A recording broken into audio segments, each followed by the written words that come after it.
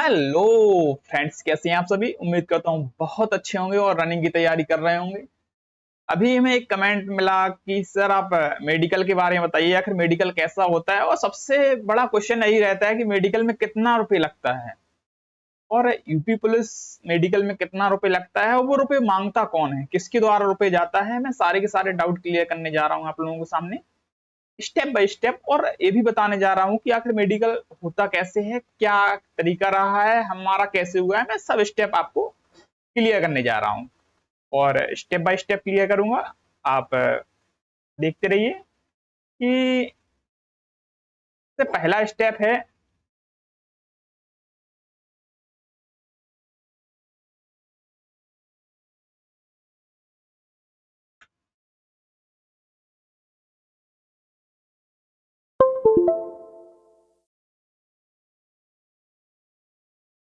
First step है medical का कि जब आपको एडमिट कार्ड आएगा मेडिकल का, या आपका मेडिकल यहाँ पर होगा और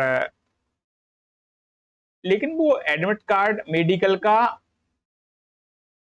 पुलिस के द्वारा आता है, आपके थाने के द्वारा आएगा, क्योंकि आपका सिलेक्शन हो चुका होगा मेडिकल में। आपके पास आएगा यानी कि आपका फाइनल सिलेक्शन हो चुका है। शायद ही आपको 99% आपका सिलेक्शन हो चुका है अगर आपके पास मेडिकल का एडमिट कार्ड आ गया। अब 1% ही बचता है, वो अब क्या कमियां रहती हैं जिससे हमारे बाहर होने के चांसेस बढ़ जाते हैं। आपको बहुत ही दिमाग से काम लेना है उस समय मेडिकल में। और हम आपको स्टेप बाय स्टेप बता रहे हैं। जब आपको एडमिट कार्ड आएगा और उस इसमें एक फाइल बनती है, फाइल वही है जो डॉक्यूमेंट वेरिफिकेशन होता है, उसी प्रकार इसमें भी एक डॉक्यूमेंट वेरिफिकेशन में जो जो डॉक्यूमेंट्स लगते हैं इसमें भी वही होता है। आपको 8 बजे बुला लिया जाएगा और 8 बजे के बाद आपको उससे कह दिया जाएगा आप अपने डॉक्यूमेंट्स क्लियर करिए जो आपको डॉक्यूमेंट वेरिफिकेशन में लगता है। और ये फाइल थोड़ी इंपॉर्टेंट ज्यादा है क्योंकि यही फाइल आपकी जहां पर ज्वाइनिंग होगी वहां पर जाएगी। कोई भी डॉक्यूमेंट्स छोड़ना नहीं है, नहीं तो फिर ऑफिस के द्वारा आपको बुलाया जाएगा और फिर परेशानी किया जाएगा। फिर आप ऑफिस के बाबुओं के चक्कर में पड़ेंगे कि सर किसी तरह से कर दीजिए और आप परेशान होंगे। इसलिए आपको पूरा डॉक्यूमेंट्स लेके जाना है। और उसमें डॉक्यूमेंट्स में एक दो डॉक्यूमेंट्स बढ़ जाते हैं। डॉक्यूमेंट जो डॉक्यूमेंट वेरिफिकेशन होता है उससे एक दो डॉक्यूमेंट्स बढ़ जाते हैं। एक तो बढ़ जाता है आपका चरित्र प्रमाण पत्र। आपका चरित्र प्रमाण पत्र यहाँ पर लगेगा और जो प्रधान आपके गांव में है, या अगर आप नगर पालिका नगर निगम में रहते हैं तो जो पार्षद हैं उनसे लिखवा के ले जाना पड़ेगा। और एक ही कोई प्रिंसिपल्स हैं उनसे लिखवाना ले जाना पड़ेगा आपको। 2 लोगों का चरित्र प्रमाण पत्र लगता है ओरिजिनल। और आपको यहाँ एक पॉइंट बहुत ही ध्यान रखने वाली है कि अगर आपने इंटर तक की मार्कशीट लगाई है तो आपको इंटर कॉलेज का चरित्र प्रमाण पत्र लगेगा। ये बात बहुत ध्यान रखना है, बहुत प्रॉब्लम्स होती है बच्चों को इस बात में। और अगर आपने ग्रेजुएशन की मार्कशीट उसमें लगाई है तो आपको ग्रेजुएशन का चरित्र प्रमाण पत्र लगेगा, फिर आपको इंटर का चरित्र प्रमाण पत्र नहीं लगेगा। ये आपको प्रॉब्लम्स हो जाएगी तो आपको भटकना पड़ेगा, बहुत परेशान होना पड़ेगा। हमारे साथ भी यही हुआ था, हम नहीं चाहते हैं आपके साथ यह हो। और इसके बाद एक शपथ पत्र लगेगा, जो शपथ पत्र उस प्रारूप में होगा वो आपको जानकारी हो जाएगी जब आपका डॉक्यूमेंट वेरिफिकेशन होगा। यही 2-3 डॉक्यूमेंट्स हैं जो ज्यादा लगते हैं डीबी से, बाकी सब कुछ वही लगता है। आपको बिठा दिया जाएगा 10 बजे से, और 10 बजे के बाद जहाँ मेडिकल जो आपका मेडिकल होता है वो मेडिकल डॉक्टर्स के द्वारा होता है। सरकारी डॉक्टर्स आते हैं और एक रूम में रहते हैं, पूरी टीम रहती है। और वहां पर कोई पुलिस वाला नहीं रहता है, पुलिस वाले के पास वहां पर कोई पावर नहीं है। अगर कोई सोच रहा होगा कि हम जुगाड़ लगवा देंगे, ऐसा कर देंगे, तो वहां पर कोई जुगाड़ नहीं है। कोई पुलिस वाले से जुगाड़ नहीं लगती है क्योंकि वो पुलिस के पास कोई पावर नहीं होता है। सारा का सारा पावर मेडिकल टीम के पास होता है और डॉक्टरों के पास होता है। और डॉक्टरों का पावर इतना होता है कि अगर उन्होंने अपनी कलम से लिख दिया कि तुम अनफिट हो तो तुम कोई भी पुलिस अधिकारी के पास चले जाओगे, आईपीएस के पास चले जाओगे, आईएएस के पास चले जाओगे, कोई भी तुम्हें पास नहीं करा पाएगा। इसलिए मेडिकल में डॉक्टर्स की पावर समझिए। आपको सबसे पहले ध्यान रखना है कि दलालों से सावधान रहना है। दलाल क्या करते हैं हम बता रहे हैं आपको।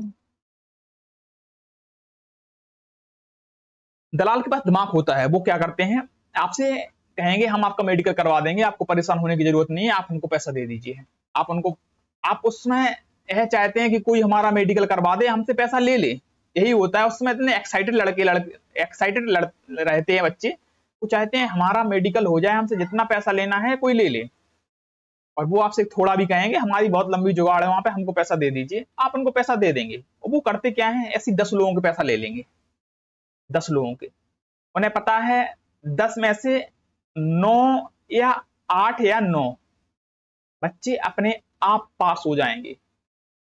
दलाल वो बच्चे पास हो जाएंगे, वो कहेंगे चलो कोई बात नहीं हमारा तो काम हो गया, जबकि वो बच्चे पास हुए हैं अपनी काबिलियत से, वो किसी के सोर्स से पास नहीं हुए हैं।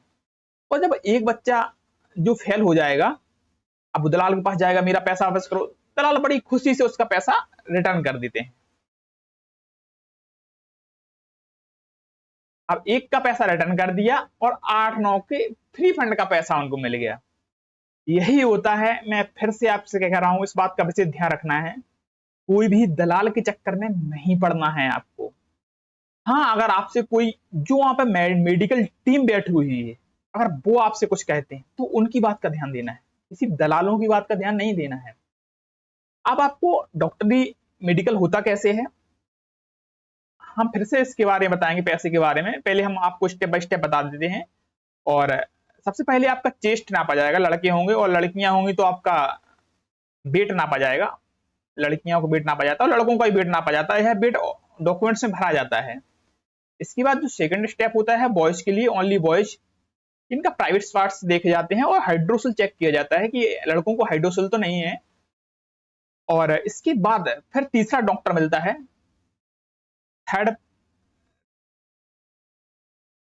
थर्ड स्टेप यहाँ पे लिख देते हैं। थर्ड स्टेप में आपको ईएनटी डॉक्टर देखने को मिलेगा, जो आंख नाक कान तीनों चेक करते हैं। और आपको ध्यान रखना है, डॉक्टर कहीं ना कहीं कुछ डॉक्टर ऐसे भी होते हैं जो चाहते हैं कि शायद हमें कुछ खर्चा पानी मिल जाए, तो और बच्चे 100-200 बच्चे बुलाए जा रहे हैं, उनमें से अगर 1-2 का ही में रीमेडिकल दे देंगे तो रीमेडिकल के लिए फिर आपको अस्पताल जाना पड़ेगा और वही डॉक्टर बैठेंगे, वो फिर उनके दलालों के माध्यम से आपको पैसा अच्छा खासा देना पड़ेगा। और यही होता है, जो जिन जिन का रीमेडिकल हुआ है वो बताते हैं कि पैसा अच्छा खासा लग जाता है रीमेडिकल में। तो आपको कोशिश करना है आपको रीमेडिकल का मौका ना मिले। अगर आपको लगता है हमारी हल्की फुल्की कोई कमी है और डॉक्टर कुछ बात कह रहा है, तो डॉक्टर की बात आपको ध्यान से सुनना है। और सबसे बड़ी बात है, आप डॉक्टर को उल्लू बना सकते हैं, ऐसा उल्लू बना सकते हैं कि आप, डॉक्टर कहेगा कि आपके ये कमी है, हम आपको पास करें या ना करें। हो सकता है वहां पे बहुत ही बारीकी से कहेगा कि वहां पर किसी को समझ में नहीं आएगा, आपके कान में कह देगा, आपको बिल्कुल बारीकी से, आपको समझ में, किसी को भी समझ में नहीं आएगा, सिर्फ आपको समझ में आएगा। तो उस समय आपको एक बात ध्यान रखना है, आपको बोलना है एस। वो कुछ भी कहे कि आपको इतना देना पड़ेगा, ये करना पड़ेगा, वो करना पड़ेगा, आपको उस समय एस कहना है, क्योंकि उस समय कुछ देना नहीं है, सिर्फ मुंह से बोलना है आपको कि एस, ठीक है ठीक है, जैसा आप कहेंगे वैसा हो जाएगा, बस आपको एस कह देना है। बाद में क्या करना है, बाद में आपको कुछ भी नहीं करना है, क्योंकि अगर आपका यहाँ पे एस लिख गया है और मेडिकल आप फिट हो चुके हैं, एक बार उन्होंने एस लिख दिया है आपके प्रोफार्मा पे, फिर वो खुद चाहे कि हम नो कर दें या नो लिख दें, फेल लिख दें, तो उनके पास भी पावर समाप्त हो चुकी है और आपका काम हो चुका है। यहाँ पर एस लिख दिया है उन्होंने। इसके बाद फिर कलर ब्लाइंडनेस चेक होता है कि आपके पास कलर ब्लाइंडनेस तो नहीं है, और आपको चश्मा लगा है तो किस पावर का लगा है। आप चश्मा इसमें मान्य होता है, जो भी डायरेक्टर होते हैं उस हिसाब से चश्मा मान्य होता है। वो कलर ब्लाइंडनेस चेक करेंगे। इसमें भी देखना है आपको, अगर डॉक्टर वहां पे जो बैठा हुआ डॉक्टर वो आपसे कुछ कहता है तो ध्यान देना है, उस समय आपको हाँ कह देना है। कोई भी बात अगर कहता है तो आपको हाँ कह देना, मना नहीं करना है। जैसे भी वो अपना एस कर दे, जैसे ही वो अपना एस लिख दे, बस फिर आप फ्री हैं, फिर आपको परेशान होने की जरूरत नहीं है, ना डॉक्टर आपको ढूंढेगा और आपको उनसे मिलना भी नहीं है, अपना आपका काम हो चुका है।